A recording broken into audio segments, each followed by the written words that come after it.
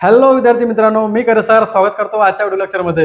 विद्यार्थी मित्रांनो, आजच्या व्हिडिओ लेक्चरमध्ये सुद्धा आपण मराठी व्याकरणाचे 25 क्वेश्चन बघणार आहोत, जे की अतिशय उपयुक्त असणार आहे 28 तारखेच्या होत असलेल्या शिक्षक पात्रता परीक्षेसाठी.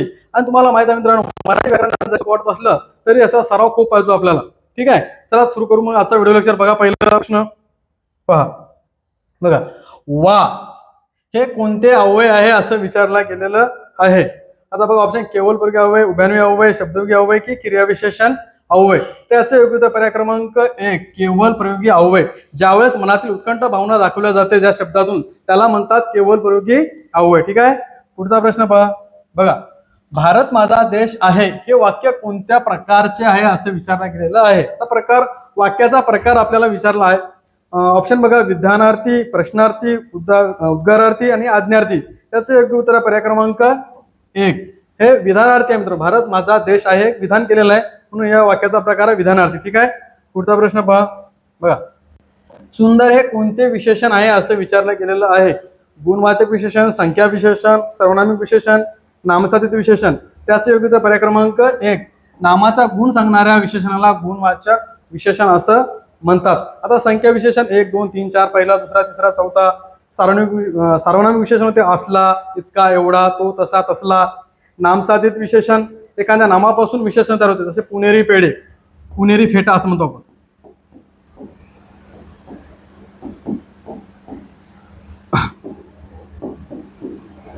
कोल्हापुरी चप्पल हे झाले नामसाधित. ठीक आहे, म्हणून नामाबद्दल माहिती म्हणजे विशेष माहिती सांगणाऱ्या शब्दाला म्हणतात गुणवाचक विशेषण. ठीक आहे, पुढचा प्रश्न पहा. बघा, तो हे कोणते सर्वनाम आहे. आता सर्वनामाचा प्रकार विचारला गेला आहे. पुरुषवाचक सर्वनाम, दर्शक सर्वनाम, प्रश्नार्थक सर्वनाम की विशेष सर्वनाम, विशेषण. ठीक आहे, त्याचे योग्य पर्याय क्रमांक 2 दर्शक सर्वनाम. जवळची किंवा दूरची वस्तू दाखवण्यासाठी ज्या सर्वनामाचा वापर केला जातो त्याला म्हणतात दर्शक सर्वनाम. ठीक आहे, पुढचा प्रश्न पहा. बघा, शुद्ध शब्द ओळखा असं विचारलं गेलेलं आहे. तर बघा, चारपैकी कुठला शुद्ध आहे तर याचं योग्य उत्तर पर्याय क्रमांक 3 आदरणीय. ठीक आहे, हा मोठा न पाहिजे मित्रांनो इथं. पुढचा प्रश्न पहा. बघा, धनुष्यबाण हा कोणता समास आहे असं विचारला गेलेला आहे. द्वंद्व समास, तत्पुरुष समास, बहुव्रीही समास की अव्यय समास. तर बघा, याचा विग्रह कसा होईल. धनुष्य आणि बाण. ठीक आहे, सॉरी हा.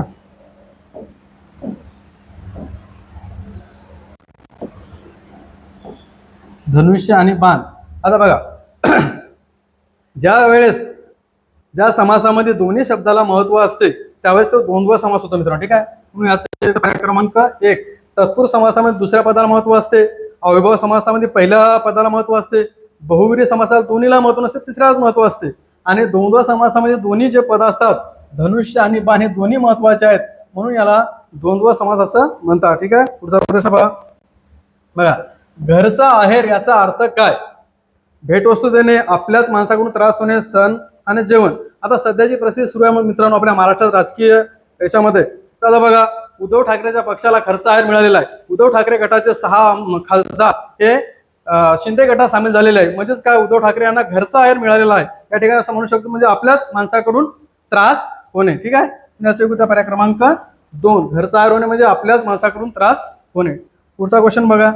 बघा, कमळासारखा चेहरा या वाक्यात कोणता अलंकार विचारला गेलेला आपला अलंकार ओळखायचा आहे. तर बघा, आता कमळासारखा, ज्यावेळेस सारखा, सम, समान असे शब्द दिलेले असतात त्यावेळेस ते उपमा अलंकार होतो. ठीक आहे, याचा पर्याय क्रमांक 2 याचं योग्य उत्तर असणार आहे. नेक्स्ट क्वेश्चन बघा, शहाणा या शब्दाचे भावाचे नाम तयार करायचे आपल्याला. शहाणा या विशेषणापासून भावाचक नाम तयार करायचे. शहाणपण, शहाणाई, शहाणता की शहाणेपणा. तर याचं योग्य उत्तर पर्याय क्रमांक 4 शहाणेपणा किंवा शहाणपणा म्हणू शकतो आपण. काय म्हणू शकतो, शहाणपणा. शहाणपणा हे भाववाचक नाम तयार होईल. नेक्स्ट क्वेश्चन बघा. बघा, विद्यार्थी हे कोणते नाम आहे असं विचारलं गेलेलं आहे. आता विद्यार्थी या शब्दाचं नाव विचारलेलं आहे. प्रकार भाववाचक नाम, व्यक्तिवाचक नाम, जातीवाचक नाम की द्रववाचक नाम? ते सामान्य नाम आहे मित्रांनो. काय आहे? सामान्य नाम. आणि सामान्य नाम हे जातीवाचक असते मित्रांनो. ठीक आहे, सामान्य नाम हे जातीवाचक असते. पुढचा क्वेश्चन पहा बघा. पासून तयार झालेले नाम कोणते असे विचारले गेले जातात. नाम, कर हे धातू आहे, यापासून नाम तयार करायचं आपल्याला. करणे, करणे पण कार्य की करता, ते याचं योग्य पर्याय क्रमांक 3. कर पासून कार्य आणि काम सुद्धा होते मित्रांनो. ठीक आहे, पुण्याचं क्रमांक 3. नेक्स्ट क्वेश्चन बघा पहा. कष्ट या शब्दाचा विरुद्धार्थी शब्द कुठला आहे असं विचारलं गेलेलं आहे. परिश्रम, आराम, उद्योग की प्रयत्न? त्याचे योग्य पर्याय क्रमांक 2 आराम.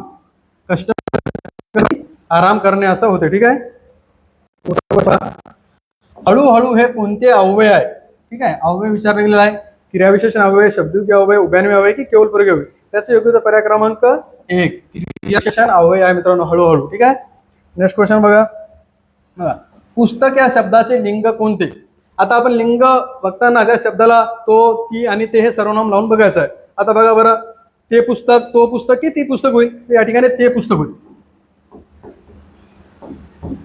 आणि ते हे जे सर्वनाम आहे मित्रांनो, ते सर्वनाम ते आपण नपुंसक लिंगासाठी वापरतो, म्हणून त्याचा उत्तर पर्याय क्रमांक 3. पुस्तक या नामाचे लिंग आहे नपुंसक लिंग. ठीक आहे, नेक्स्ट क्वेश्चन बघा. श आणि ज्ञ यांना काय म्हणतात? स्वर, संयुक्त व्यंजन, अर्धस्वर की बाराखडी? त्याचा योग्य पर्याय क्रमांक 2 संयुक्त व्यंजन म्हणतात मित्रांनो. ठीक आहे, आता याचे विग्रह कसा होईल बघा. शचा विग्रह कसा होईल? क अधिक श अधिक अ बरोबर होतो हा श. आणि ज्ञ बघा, ज्ञचा कसा विग्रह होतो? द अधिक न अधिक य बरोबर अ, हा झाला ज्ञ. म्हणून याला म्हणतात संयुक्त व्यंजन. ठीक आहे, पुढचा क्वेश्चन पहा बघा. पाऊस सुरू झाला तेव्हा मीना घरी आली या वाक्याचा प्रकार ओळखा असं विचार केलेला आहे. ज्या वाक्यामध्ये जेव्हा, तेव्हा, केव्हा असे शब्द असतात त्या वाक्याला म्हणतात मिश्र वाक्य. ठीक आहे, म्हणून याचा पर्याय क्रमांक 3 याचं योग्य उत्तर असणार आहे. चला पुढचा प्रश्न पहा. जर 2 वाक्य गौणत्व बोधक उभयान्वयी अव्ययाने जोडली जात असतील तर ते कोणते वाक्य तयार होते? मिश्र, संयुक्त, केवल की समुच्चय बोधक? त्याचं योग्य उत्तर पर्याय क्रमांक 1. ठीक आहे, याचं मिश्र वाक्य तयार होते. पुढचा क्वेश्चन पहा. खालील वाक्यातील अकर्मक कर्तरी, ज्या वाक्यामध्ये कर्मच नाही आहे असं वाक्य बघायचं आपल्याला. प्रयोगाचं वाक्य शोधायचं आहे. मुले फुली वेचतात, मुलं मैदानावर खेळतात, आजीने गोष्ट सांगितली, मुलांनी गृहपाठ लिहिलं. त्याचे योग्य पर्याय क्रमांक 1 मुलं मैदानावर खेळतात. आता या वाक्यामध्ये कर्म नाही आहे मित्रांनो. आता मुले स्वतःच खेळत आहेत. ठीक आहे, पण कर्म आहे काय? म्हणजे मैदान खेळ कर्म नाही मित्रांनो. ठीक आहे, याचा योग्य पर्याय क्रमांक 2 मुलं मैदानावर खेळतात. पुढचा क्वेश्चन पहा. कर्मणी प्रयोगाचे अचूक उदाहरण कोणते? म्हणजे बरोबर कुठले आहे? पोलिसांनी चोर पकडला, पोलिसांनी चोराला पकडले, पोलीस चोर पकडतात की पोलीस चोरांना पकडतो? काय विचारलेलं आपल्याला? कर्मणी प्रयोग. आता कर्मणी प्रयोगामध्ये कर्माला प्रत्यय नसतो आणि कर्त्याला प्रत्यय असतो आणि वाक्य भूतकाळी असते, एवढं लक्षात ठेवायचं. आता बघा बरं, पोलिसांनी चोर पकडला, कर्त्याला कर्माला नाही, म्हणून याचा योग्य पर्याय क्रमांक 1. ठीक आहे, कर्ता पोलीस आहे, चोर कर्म आहे, कर्माला प्रत्यय नाही आहे, कर्त्याला प्रत्यय आहे आणि क्रियापद भूतकाळी आहे, म्हणून याचं योग्य उत्तर असणार आहे पर्याय क्रमांक 1. पोलिसांनी चोर पकडला हे कर्मणी प्रयोगाचे उदाहरण आहे. ठीक आहे, पुढचा क्वेश्चन पहा बघा. तू काही आता लहान नाही यासाठी खालील पर्यायातून होकारार्थी करायचा आपल्याला. नकारार्थीचं होकारार्थी करायचं आहे, म्हणजे वाक्याचा अर्थ न बदलू देता आपल्याला याचं होकारार्थी करायचं आहे. तू काही आता लहान नाहीस, तू आता मोठा झाला आहेस, याचं योग्य उत्तर असणार पर्याय क्रमांक 1. ठीक आहे, पुढचा क्वेश्चन पहा. सकर्मक कर्तरी प्रयोगाचे उदाहरण खालीलपैकी कोणते? आता या वाक्यात आपल्याला कर्म पाहिजे आणि कर्तरी प्रयोग असल्यामुळे कर्त्याला प्रत्यय नसणार आहे. ठीक आहे, अनिरुद्ध पेपरात सोडवितो, वाक्यात बरोबर वाटत नाही. ठीक आहे, ते होणार नाही. त्याच्यानंतर अनिरुद्धाने पेपर सोडविला. आता कर्तरी प्रयोग म्हणल्यावर तर कर्त्याला प्रत्यय नसते, म्हणून हे सुद्धा होणार नाही. आता बघा, अनिरुद्धाने पेपरात सोडवले, हे सुद्धा होणार नाही, इथं सुद्धा कर्त्याला प्रत्यय आहे. आता खालचं बघा 4 नंबरचा ऑप्शन, अनिरुद्ध पेपर सोडवितो, म्हणून याचं योग्य असणार 4. हे सकर्मक कर्तरी प्रयोगाचे उदाहरण असणार आहे. नेक्स्ट क्वेश्चन बघा. काव्य अमृत या सामासिक शब्दाचा विग्रह बघायचा आपल्याला. विग्रह कशा प्रकारे होतो बघा. काव्य आणि अमृत, काव्याचे अमृत, अमृत असे काव्य आणि काव्य रूपी अमृत, त्याचं योग्य उत्तर पर्याय क्रमांक 4 काव्य रूपी अमृत. ठीक आहे, नेक्स्ट क्वेश्चन बघा.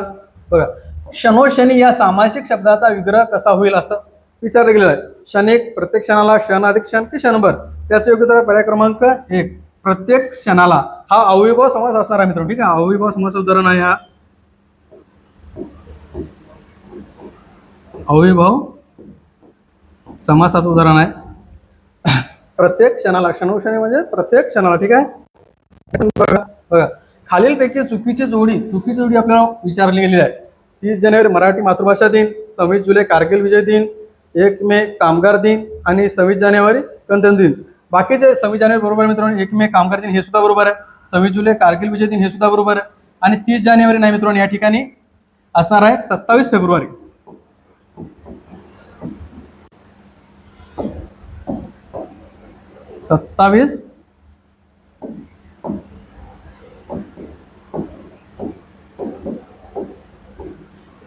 मराठी मातृभाषा दिन जो मित्रांनो तो आहे विभा शिरवाडकर यांचा जन्मदिन,